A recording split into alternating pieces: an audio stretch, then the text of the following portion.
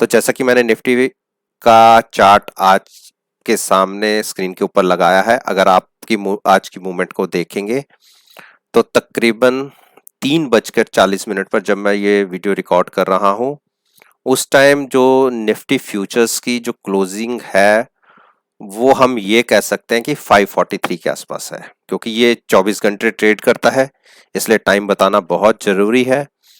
तो कल के लिए क्या पॉसिबिलिटीज निकलती है, देखिए एक जो ऊपर की रेजिस्टेंस है जो मैंने पिछले कितनी देर पहले से मेंशन की हुई है, एक बार जब प्राइस इसके ऊपर निकला तो एक बड़ी मूव तकरीबन 200 पॉइंट की हमें देखने को मिली।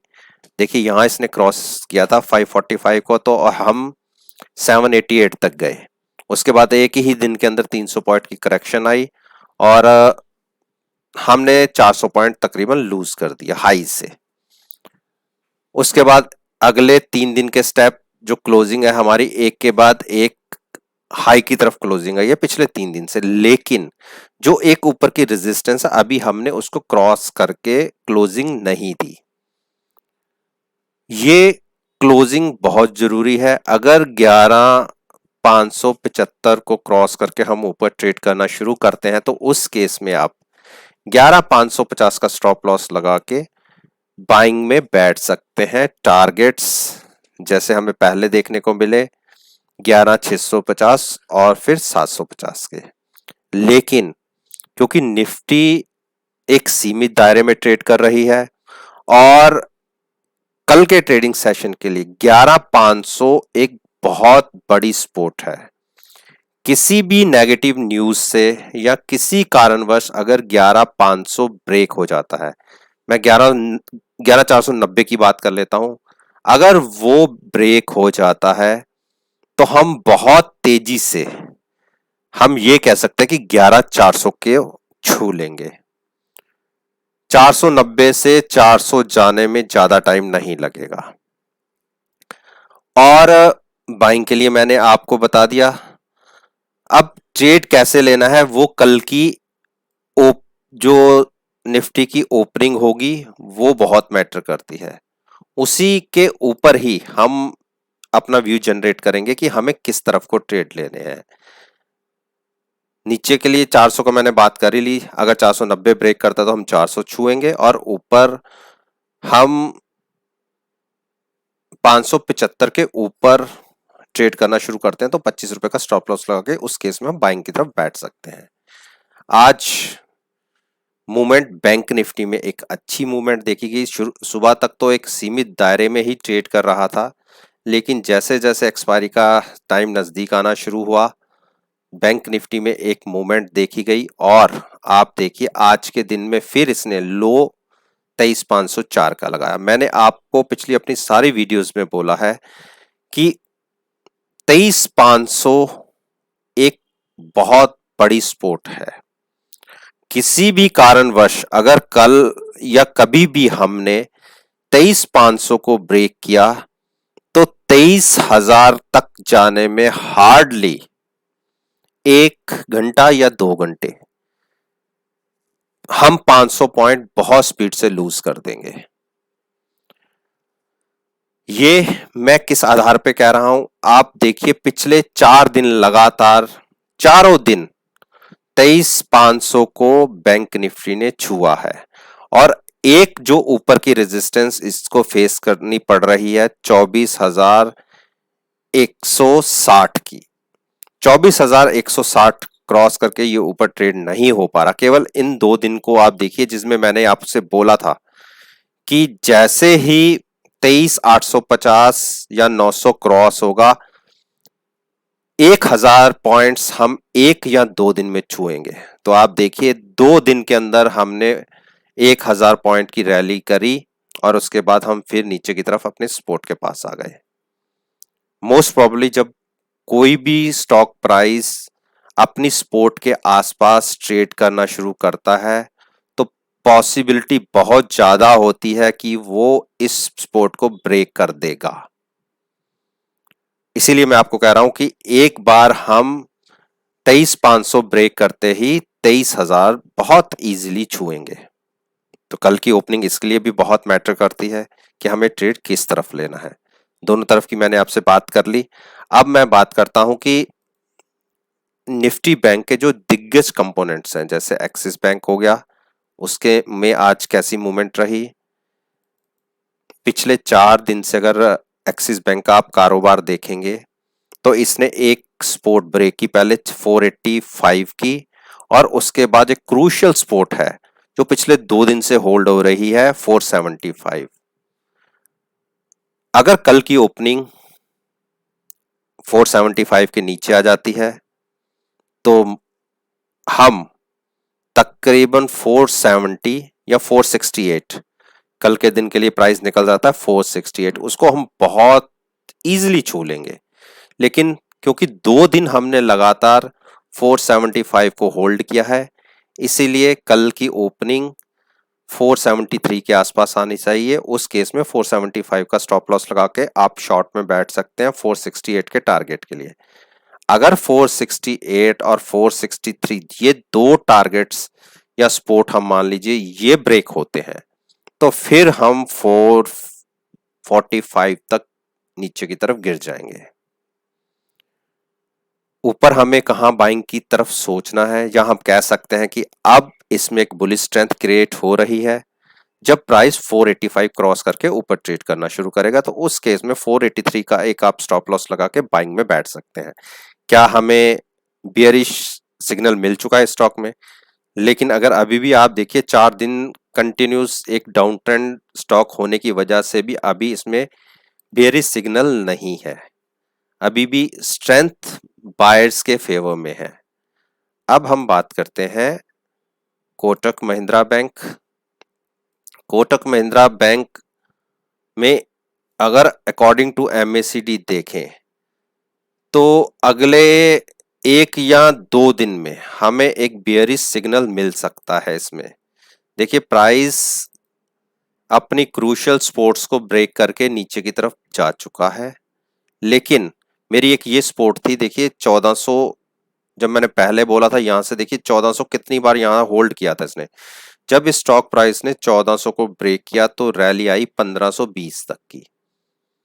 अब क्योंकि इसने अपनी 9 दिन की एक्सपोनेंशियल मूविंग एवरेज को तो ब्रेक कर दिया है और 1400 की सपोर्ट को भी ब्रेक कर दिया है, अब एक कंफर्मेशन मिलने की जरूरत है 1380 की।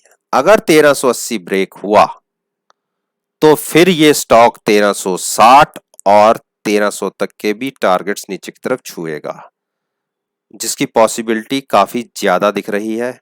क्योंकि जैसी मूव आपने यहां से देखी थी 1340 से 1500 तक की रैली, तो उसमें से 50% तो कवर हो ही सकती है नीचे की तरफ 1350 तक।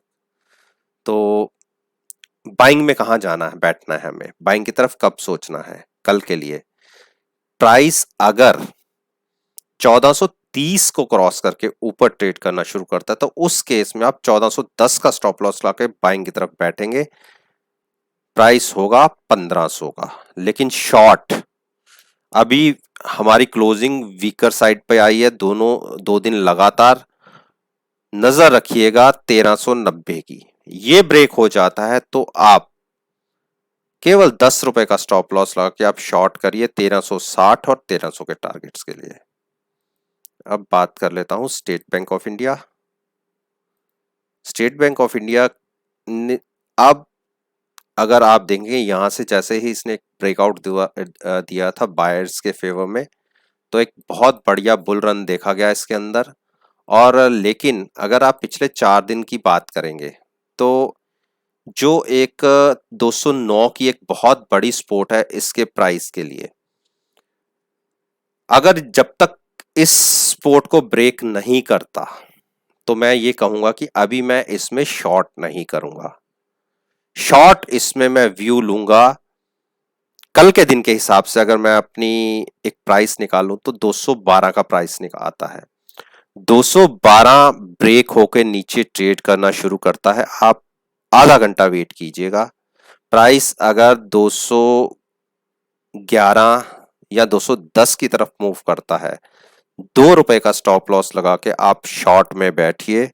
आपको 205 के टारगेट्स बहुत इजीली देखने को मिलेंगे। स्ट्रेंथ इसमें कब दिखेगी? जब क्लोजिंग बेसिस के ऊपर प्राइस 220 को क्रॉस, 221 मान लीजिए, 221 को क्रॉस करके ऊपर एक बार क्लोजिंग दे दे, अगले दिन की जो ओपनिंग होगी वो सेम प्राइस पे या उससे ऊपर आती है तो आप बाइंग पे बैठिए। 220 का स्टॉप लॉस लगा के, ऊपर के टारगेट्स 240 के होंगे। मैंने इसमें आपको दोनों तरफ के टारगेट्स के ऊपर बात कर ली। अब हम बात करते हैं इंडस बैंक की।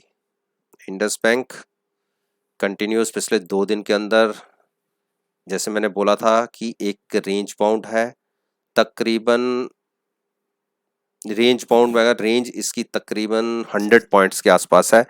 अब आपको कैसे ट्रेड लेना है? अगर पिछले 4 दिन की क्लोजिंग देखेंगे तो बिल्कुल सेम क्लोजिंग आई है। मैंने आपको कहा था कि अगर इसके बीच में आप ट्रेड लेंगे तो कोई फायदा होगा नहीं। आप अगर पिछले 2-3 दिन की मूवमेंट को देखेंगे, आज को मिला लीजिए और पिछले 2 दिन की मूवमेंट को मिला लीजिए, तो इंडस के अंदर कोई बड़ी मूवमेंट देखने को नहीं मिली। कल के लिए क्या पॉसिबिलिटी निकलती है? प्राइस अगर आप मान के चलिए 645 के ऊपर ओपन होता है और कंटिन्यूस उसके ऊपर ट्रेड करना शुरू करता है, तो आप 10 रुपए का स्टॉप लॉस, थोड़ा सा डीपली स्टॉप लॉस लेना पड़ेगा। 635 का स्टॉप लॉस लगा के आप 670 के टारगेट्स के लिए बाइंग में बैठ सकते हैं।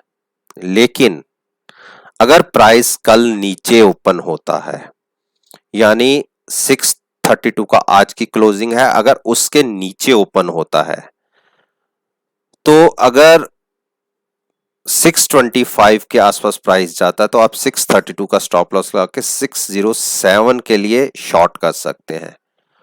और मैं आपको ये बताना चाहता हूं कि अगर किसी कारणवश 607 ब्रेक हुआ तो हम 575 को टच करेंगे और जिसकी पॉसिबिलिटी बहुत तेजी से देखने को मिलेगी।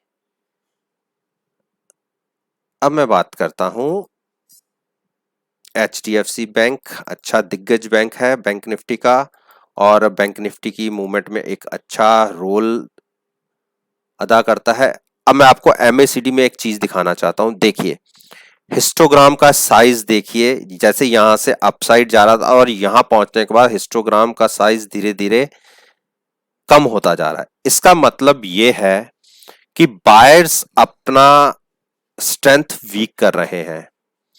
किसी भी टाइम पर हमें इसके अंदर एक बेरिश सिग्नल मिल सकता है। अगर आप आज की कैंडल पैटर्न को देखेंगे तो लोएस्ट साइड के ऊपर क्लोजिंग आई है। कल की ओपनिंग अगर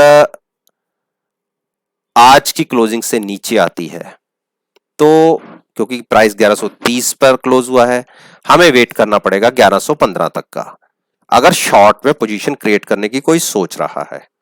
1115 अगर ब्रेक होता है किसी भी कारण से तो आप 5 रुपए नीचे तक वेट कीजिए। 1110 के आसपास जब प्राइस आए तो 5 रुपए के स्टॉप लॉस के साथ 1095 के टारगेट्स के लिए आप शॉर्ट कर सकते हैं। लेकिन कंडीशन शॉर्ट करने वक्त यह होनी चाहिए कि प्राइस 1110 के आसपास कम से कम 15 से 20 मिनट ट्रेड करता रहना चाहिए। और अगर कोई व्यू बुलिश साइड पर देखना चाहता है तो ओपनिंग कम से कम 1140 के ऊपर आनी चाहिए। उस केस में आप 1135 का स्टॉप लॉस लगा के बाइंग में बैठिए 1160 के टारगेट्स के लिए। अब हम एक बार MACD को भी देख लेते हैं। MACD में तो ट्रेंड तो अभी बुलिश है, लेकिन बायर्स की स्ट्रेंथ वीक हो रही है। लेकिन बायर्स की स्ट्रेंथ वीक हो रही है इसका मतलब ये नहीं कि हम यहां शॉर्ट कर देंगे।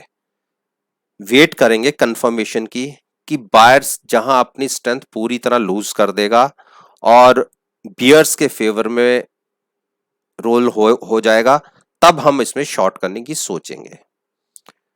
अब हम बात करते हैं ICICI बैंक। ICICI बैंक दिग्गज शेयर है और एक कंफर्मेशन मिलने वाली है बेयरिश साइड के ऊपर।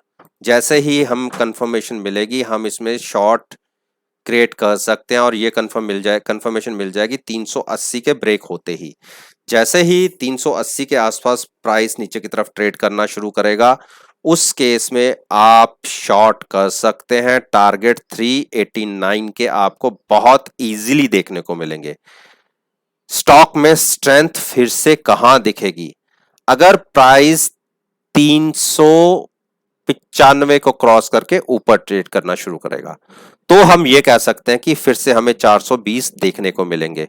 अदरवाइज अभी इसमें एक बेयरिश ट्रेंड कंटिन्यू होने वाला है और मोस्ट प्रोबेबली कल के दिन में या एक आधे दिन के अंदर इसमें हमें कंफर्मेशन मिल जाएगी। अब बात कर लेते हैं HDFC, दिग्गज शेयर है इसका और इसने भी एक ऐसा पैटर्न क्रिएट कर दिया है। आप ये देखिए, एक सिग्नल मिल रहा है हमें शॉर्ट के लिए, यानी करंट प्राइस से हमें सिग्नल मिल गया है। तकरीबन 1% की दूरी है हमें शॉर्ट का सिग्नल मिलने के लिए, क्योंकि क्लोजिंग इसकी 1815 के नीचे आई है और क्रूशियल सपोर्ट भी था। एक के बाद एक पिछले 3 दिन से प्राइस नीचे की तरफ क्लोज हुआ है। कल की ओपनिंग अगर 1800 के आसपास आ जाती है, 1800 के आसपास ओपनिंग आते ही हम 5 रुपए का स्टॉप लॉस लगा के, या आप ये मानिए कि 1805 के आसपास की अगर ओपनिंग आती है तो 1800 का स्टॉप लॉस लगा के आप शॉर्ट करिए 1740 के टारगेट के लिए। पॉसिबिलिटी 90% है डाउन साइड की, 10% के लिए कुछ भी हो सकता है कि, लेकिन कंफर्मेशन मोस्ट प्रोबेबली 98% मिल चुकी है। ट्रेंड रिवर्सल जब हम कह सकते हैं कि हमारी बात गलत साबित होगी, वो होगी जब प्राइस 1840 ब्रेक करके ऊपर ट्रेड करना शुरू करेगा। तब हम कहेंगे कि एक ट्रेंड रिवर्सल हुआ है, बायर्स के फेवर में फिर से ये स्टॉक चला गया है, तब हम बाइंग की साइड पे सोचेंगे। तब उस केस में 1890 का टारगेट होगा। रिलायंस के ऊपर बात करते हैं। अगर आप रिलायंस की बात करेंगे तो रिलायंस एक जोन में फंसा हुआ है, तो इसमें तो ट्रेडिंग बनती ही नहीं है। क्लोजिंग तो ठीक है, ऊपर की तरफ आई है हमारी मूविंग एवरेजेस के, लेकिन जैसे पिछले 1 महीने से इसका बिहेवियर रहा है तो इस स्टॉक ने पैसा कमा के नहीं दिया, तो इसलिए इसमें ना तो मैं शॉर्ट की बात कहूंगा और ना ही बाय के लिए कोई रिकमेंडेशन दूंगा। तो दोस्तों, ये वो स्टॉक्स थे जिसके ऊपर मैं रोज आपके साथ अपना ओपिनियन शेयर करता हूं और कहता हूं कि कल की मार्केट में आप मेरी वीडियो के साथ इसको खुद कंपेयर कर लीजिएगा और रिजल्ट्स आपके सामने होंगे। बाकी मैं कभी नहीं कहता कि आप मेरी इस वीडियो को देख के मार्केट में कोई पोजीशन क्रिएट करें। मैं केवल सिखाने के पॉइंट ऑफ व्यू से ही आपके साथ ये वीडियो शेयर करता हूं।